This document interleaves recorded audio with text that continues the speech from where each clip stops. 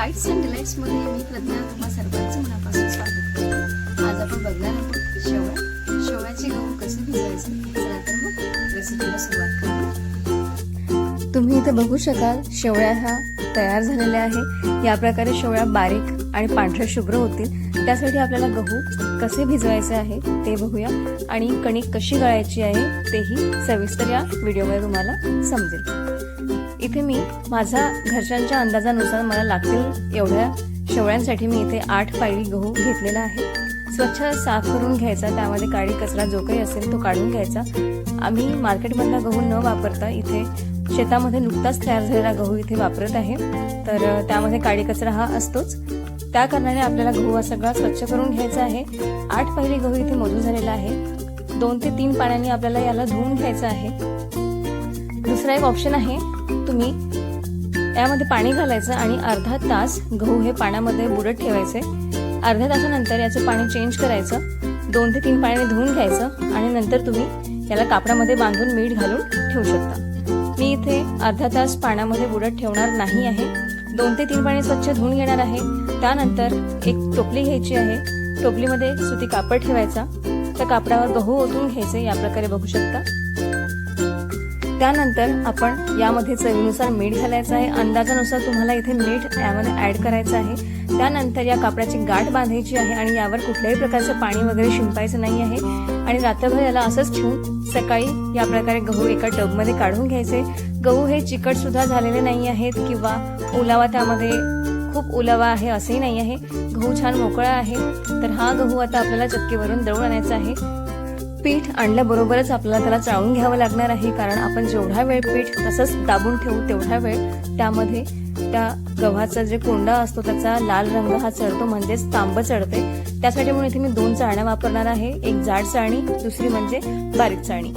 तर सर्वात आधी आपण इथे जाड चाळणीने पूर्ण पीठ गाळून घेणार आहोत। या प्रकारे तुम्ही जी पहिली चाळणी वापरता ती तुम्ही कोणत्याही प्रकारे हाताळली तरी चालेल, झटके देऊन सुद्धा तुम्ही चाळणीने चाळून घेतलं तरी चालेल।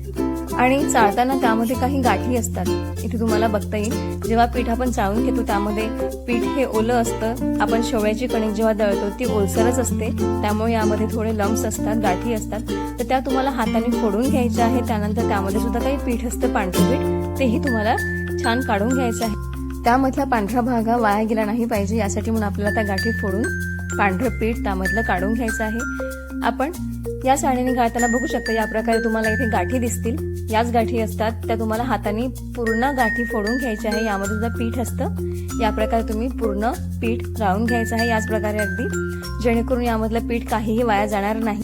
तर मैत्रिणींनो, इथे आपलं पहिली चाळणीने पीठ पूर्ण गाळून घेतलेलं आहे, बघू शकता।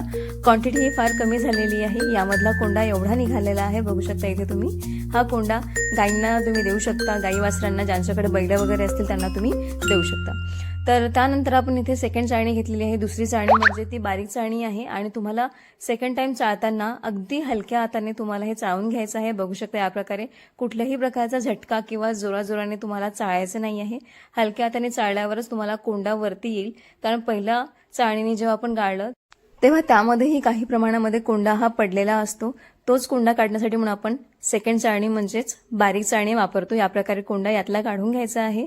या पिठामधला सुद्धा आपण जेव्हा बारीक चाळणीने गाळतो तेव्हा 1 पायली तरी कोंडा हा निघतोच। या प्रकारे पूर्ण पीठ आपल्याला दुसऱ्या चाळणीने गाळून घ्यायचं आहे, बारीक चाळणीने, आणि त्यानंतर तुम्हाला जे पीठ कोंडा निघतो उरलेला त्यातला सुद्धा पांढरा भाग आपल्याला काढता येईल। त्यासाठी काय करायचं, चला तर मग समोर बघूया। या प्रकारे हा कोंडा देखील आपण बाजूला ठेवलेला आहे आणि दुसऱ्या चाळणीने सुद्धा आपलं हे पीठ गाळून झालेलं आहे। इथे सुद्धा क्वांटिटी त्याहीपेक्षा कमी झालेली आहे, कारण यामध्ये सुद्धा 1 पायली कोंडा हा निघालेला आहे। आता या कोंडाला साफ कसं करायचं, त्याच चाळणीने जी आपण सेकंड टाइम चाळणी वापरली आहे, बारीक चाळणी, त्याच चाळणीने तुम्हाला पुन्हा हे हलक्या हाताने गाळून घ्यायचं। या प्रकारे बघू शकता खाली कोंडा पडलेला आहे, त्यामध्ये सुद्धा लालवट असा कोंडा असतोच, तर तुम्हाला फुंकर मारून तो कोंडा काढून घ्यायचा आहे। जसं आपण तांदूळ पाखडतो आणि फुंकर मारून त्यातला कचरा वगैरे हा बाजूला काढतो, त्याच प्रकारे तुम्हाला या पिठामधला सुद्धा कोंडा त्याच प्रकारे तुम्हाला बाजूला काढून घ्यायचा आहे, जेणेकरून पीठ वाया जाणार नाही। तर इथे आपण त्याच प्रकारे सगळं पीठ काढून घेणार आहोत. बघू शकता इथे या प्रकारे फुंकर मारायचे आणि हे पीठ तुम्हाला सर्वत्र काढून घ्यायचं आहे. फुंकर मारले की लगेच काठाकाठाला लाल कोंडा हा जमा होतो. तो तुम्ही हाताने सुद्धा काढू शकता किंवा याच प्रकारे फुंकर मारून सुद्धा तुम्हाला काढता येईल. तर ह्या काही बारीक टिप्स आहे ज्या तुम्हाला कामी येणार आहे. काही मैत्रिणींना वाटत असेल एवढे कष्ट कशासाठी, हा इतका याच्यामधला पांढरा भाग काढण्यात काय अर्थ आहे. तर तुम्ही एखादी गोष्ट जर करत असाल तेव्हा त्यातली एक गोष्ट आपल्याला जमली पाहिजे. स्टेप बाय स्टेप आपण इथे पूर्ण पीठ गाळून घेतलेलं आहे. त्यानंतर आपल्याला घरीच हे पीठ आपल्या घरच्या पायलीने मोजून घ्यायचं आहे. जसं की मी इथे 8 पायली गहू भिजत घातले होते शेवळ्यासाठी, तर इथे साधारण 9 पायली पीठ पडलं आहे. कारण इथे कोंडा जास्त प्रमाणामध्ये पडलेला आहे आणि कोंडा हा निघतोच. तर 9 पायली इथे पीठ मी घेतलेलं आहे. आता शेवळ्याच्या मशीनवर जायचं आहे. तिथे तुम्हाला रवा ॲड करायचा असेल तर करा, नसेल करायचा तर तो ऑप्शनल आहे. इथे मी 9 पायल्या पिठामध्ये 2 किलो रवा यांनी ॲड केलेला आहे आणि या प्रकारे इथे शेवळ्या ह्या तयार होणार आहे.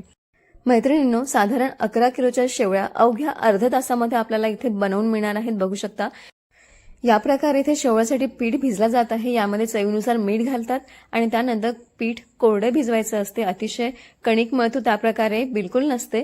तर हाच यामधला गोळा घेऊन मशीनमध्ये टाकायचा असतो आणि शेवळ्या तयार होतात. झटपट शेवळ्या तयार होतात. अवघ्या अर्ध्या तासामध्ये 11 किलोच्या शेवळ्या तुम्हाला बनवून मिळतात. फक्त तिथे वाळायसाठी हा वेळ लागतो. शेवळ्या वाळण्याकरता आपल्याला 2 ते 4 तास सहज लागतात. त्यामुळे शेवळ्या हा झटपट होतात. फक्त वाळायला वेळ लागतो. तेवढा तुम्हाला पेशन्स ठेवावा लागणार आहे. आपण घरी सुद्धा जेव्हा शेवळ्या करत होतो आधी, तेव्हा आई वगैरे एखाद्या बाजूला मशीन बांधायची आणि आपल्याला तो त्यामध्ये गोळा बेलण्याच्या साह्याने दाबावा लागत होता आणि एक जण वरून ओढावं लागत होतं. आता तो प्रकार राहिलेला नाही. आता आज एवढे कष्ट कोणी घेत नाही. शेवळ्या करायसाठी 3 जण तर लागतच होते. एक जण वरून फिरवायसाठी, एक जण गोळा दाबायसाठी आणि एक जण शेवळ्या तोडून तारावर वाळू घालण्यासाठी.